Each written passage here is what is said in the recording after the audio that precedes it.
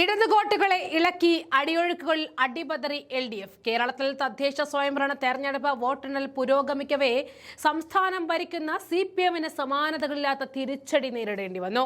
പതിറ്റാണ്ടുകളായിട്ട് party കുത്തകയാക്കി വെച്ച കോട്ടകൾ പോലും തകർത്ത് തരിപ്പണമായിരിക്കുകയാണ്. ഏത് പ്രതിസന്ധിയിലും തദ്ദേശ തെരഞ്ഞെടുപ്പിൽ കോട്ടകൾ കാക്കുന്ന CPM-ന്റെ പതിവ് രീതി ഇത്തവണ പാടെ തെറ്റി. ഭരണവിരുദ്ധ വികാരം സംസ്ഥാനത്തുടനീളം ആഞ്ഞടിക്കുന്നു എന്നതിന്റെ വ്യക്തമായ സൂചനയാണിത്. പ്രധാന നഗരങ്ങളിൽ CPM ദയനീയമായി തകരുകയാണ്.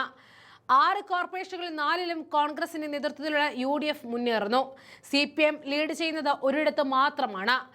LDF-ന്റെ ഉറച്ച കോട്ടകളായിരുന്ന കൊല്ലം, കോഴിക്കോട് കോർപ്പറേഷനിൽ UDF നേടിയ മുന്നേറ്റം CPM നേതൃത്വത്തെ ഞെട്ടിച്ചിരിക്കുകയാണ്. വർഷങ്ങളായി ഭരിക്കുന്ന തിരുവനന്തപുരം കോർപ്പറേഷനിൽ CPM BJPക്ക് മുന്നിൽ കിതയ്ക്കുകയാണ് എന്ന ഞെട്ടിക്കുന്ന ചിത്രമാണ് കാണുന്നത്. ഗ്രാമീണ മേഖലകളിലെ പാർട്ടിക്ക് ലഭിച്ച കനത്ത പ്രഹരം CPM-ന്റെ അടിത്തറ ഇളക്കിയിരിക്കുന്നു എന്ന് വ്യക്തമാക്കുന്നു. ഗ്രാമപഞ്ചായത്തുകളിൽ UDF വ്യക്തമായി ലീഡ് നേടുമ്പോൾ LDF നിസാരമായ പഞ്ചായത്തുകൾ മാത്രമാണ് മുന്നിലുള്ളത്. അവിടെ LDF-നെ പതനം ഉറപ്പിച്ചു കഴിഞ്ഞിരിക്കുന്നു. നഗരസഭകളിലും സ്ഥിതി വ്യത്യസ്തമല്ല. മുനിസിപ്പാലിറ്റികളിൽ കോൺഗ്രസ് മുന്നേറുമ്പോൾ LDF കൂപ്പുകുത്തുകയാണ്. ഭരണ തുടർച്ചയെ ആത്മവിശ്വാസത്തിൽ ക്ഷേമ പെൻഷൻ വർധനവ് അടക്കം പ്രഖ്യാപിച്ചാണ് CPM തെരഞ്ഞെടുപ്പിനെ നേരിട്ടത്. എന്നാൽ ഈ പ്രഖ്യാപനങ്ങളൊന്നും ജനങ്ങളെ തെറ്റിദ്ധരിപ്പിക്കാൻ മതിയായില്ല. പകരം ശബരിമല സ്വർണ്ണക്കൊള്ള ഉൾപ്പെടെ എല്ലാ അഴിമതി വിവാദങ്ങളും CPM-ന്റെ അടിവേര് അറുത്തു എന്ന് നമുക്ക് ഉറപ്പിച്ചു പറയാം. കഴിഞ്ഞ തവണ ഏറെ വിയർപ്പൊഴുക്കി മറുപക്ഷത്ത് അടക്കം ഉണ്ടാക്കിയെടുത്ത മേൽക്കൈ എല്ലാം തകർന്നു വീണിരിക്കുകയാണ്. ഈ കനത്ത തോൽവിക്ക് ജനങ്ങളോട് മറുപടി പറയുവാനും ന്യായീകരണം കണ്ടെത്തുവാനും പാർട്ടി നേതാക്കൾക്ക് ഏറെ വിയർക്കേണ്ടി വരുമെന്ന് ഉറപ്പാണ്.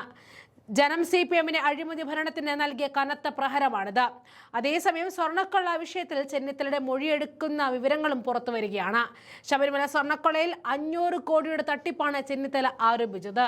ഈ ആരോപണവും CPM-ന് തിരിച്ചടിയായി എന്നതാണ് ഏറ്റവും പ്രധാനപ്പെട്ട ഘടകം.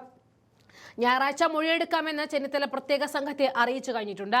ശബരിമലയിൽ നിന്നും കടത്തിയ സ്വർണത്തിന് രാജ്യാനന്തര മാർക്കറ്റിൽ 500 കോടി മുതൽ 1000 കോടി വരെ മൂല്യമുണ്ട് എന്നാണ് പറയുന്നത്. അത്തരത്തിൽ ഒരു വിവരം കിട്ടുമ്പോൾ മിണ്ടാതിരിക്കാൻ കഴിയുമോ എന്നും രമേശ് ചെന്നിത്തല ചോദിക്കുകയാണ്. അദ്ദേഹത്തിന് സ്വയം കാര്യങ്ങൾ പറയാൻ ഭയമുണ്ട്, ഭയപ്പെടേണ്ട എന്ന് പറഞ്ഞ് ബോധ്യപ്പെടുത്തുമ്പോൾ അദ്ദേഹം വിവരങ്ങൾ കൈമാറാൻ സന്നദ്ധമായിട്ടുണ്ട്. ഇത്രയും നാൾ അന്വേഷിച്ചിട്ടും സ്വർണം കണ്ടെത്താൻ കഴിഞ്ഞിട്ടില്ല.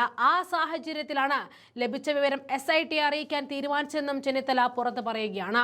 പുരാവസ്തു കള്ളക്കടത്ത് സംഘത്തെക്കുറിച്ച് അന്വേഷിക്കണമെന്ന് ആവശ്യപ്പെട്ട് ചെന്നിത്തല പ്രത്യേക അന്വേഷണ സംഘത്തെ നയിക്കുന്ന ADGP H വെങ്കടേഷിന് കത്ത് നൽകിയിരുന്നു. ക്ഷേത്രങ്ങളിൽ നിന്ന് പുരാവസ്തുക്കൾ മോഷ്ടിച്ച് കടത്തി രാജ്യാനന്തര കരിഞ്ചന്തയിൽ കോടിക്കണക്കിന് രൂപയ്ക്ക് വിൽക്കുന്ന ഒരു സംഘവുമായിട്ട് ദേവസ്വം ബോർഡിലെ ചില ഉന്നതർക്ക് അടുത്ത ബന്ധമുണ്ടെന്നായിട്ടാണ് അറിവ് ലഭിച്ചതെന്നാണ് അദ്ദേഹത്തിന്റെ കത്തിൽ പറഞ്ഞിരുന്നത്. കാണാപ്പുറത്തുള്ള രാജ്യാനന്തര മാനങ്ങളെക്കുറിച്ച് കൂടി അന്വേഷിക്കണമെന്നും ചെന്നിത്തല ആവശ്യപ്പെട്ടിരുന്നു. എന്തായാലും സ്വർണ്ണക്കൊള്ളയും എല്ലാ വിവാദങ്ങളും CPM-ന് നേരെ അലയടിച്ചു എന്ന് തന്നെയാണ് നമുക്ക് ഈ വിജയ നിമിഷത്തിൽ പറയാനുള്ളത്.